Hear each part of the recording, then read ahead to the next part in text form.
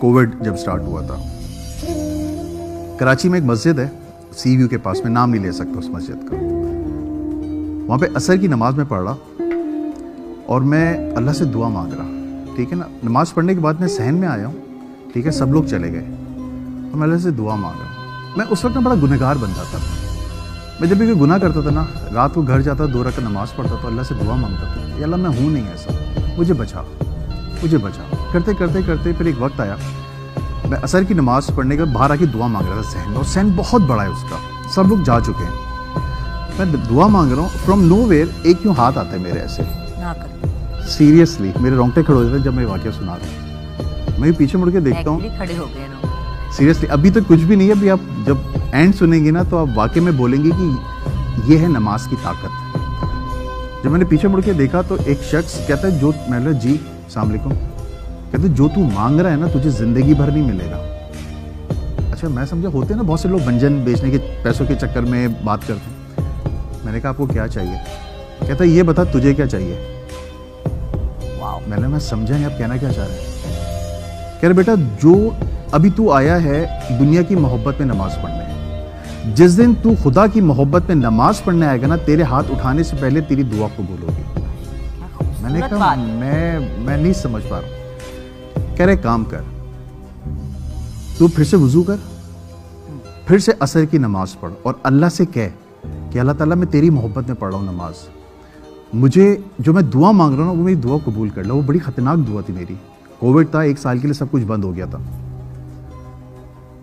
कह रहा अगर तेरी दुआ कबूल हो जाती ना तो फिर तूने पीछे मुड़ के नहीं देखना, जो तेरी पीछे वाली लाइफ है मत देखना उसको। और मैं उस शख्स को यूँ देख रहा हूँ। मैंने कहा मैं दुआ कंप्लीट कर लूँ? कहता हाँ कर। जुगन ये शख्स यहाँ बैठा हुआ है और मैंने सिर्फ दुरूद शरीफ पढ़ा, अल्लाहुम्मा सल्ली अला मोहम्मद व अला आलि मोहम्मद, और मैंने यूँ हाथ फेरे और मैंने पीछे मुड़ के देखा बंदा गायब। सहन बहुत बड़ा है। सामने मौज़न साहब खड़े हुए थे। मैं मौज़न साहब के पास गया। मैंने मौज़न साहब, जो शख्स मैं अभी जिस शख्स से बात कर रहा था वो किधर है?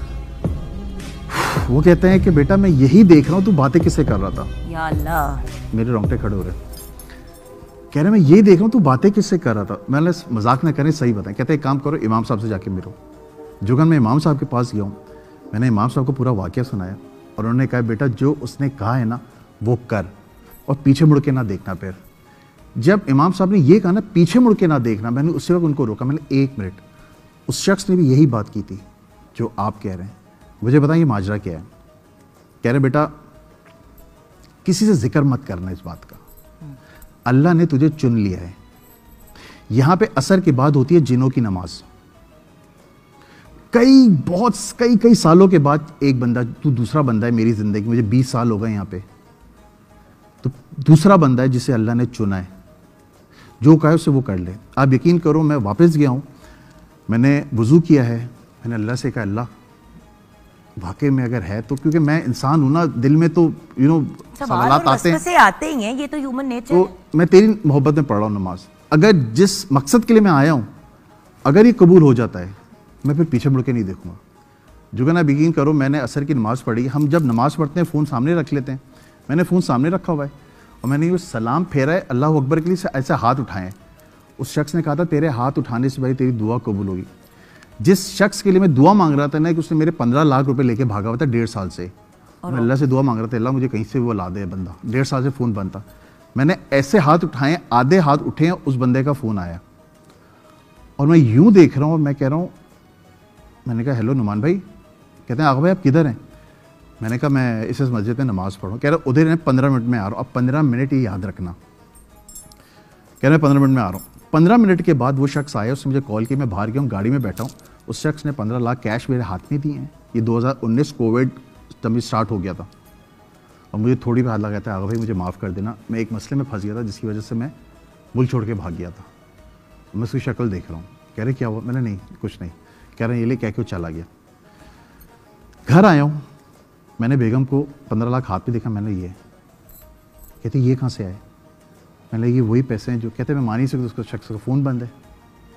मैंने 1 मिनट, मैंने फ़ोन किया, उस शख्स का फ़ोन बंद है और आज तक उस शख्स का फ़ोन बंद है। मैंने एक टेलीकम्युनिकेशन दोस्त है, ठीक है, वहाँ पे उसको कॉल की।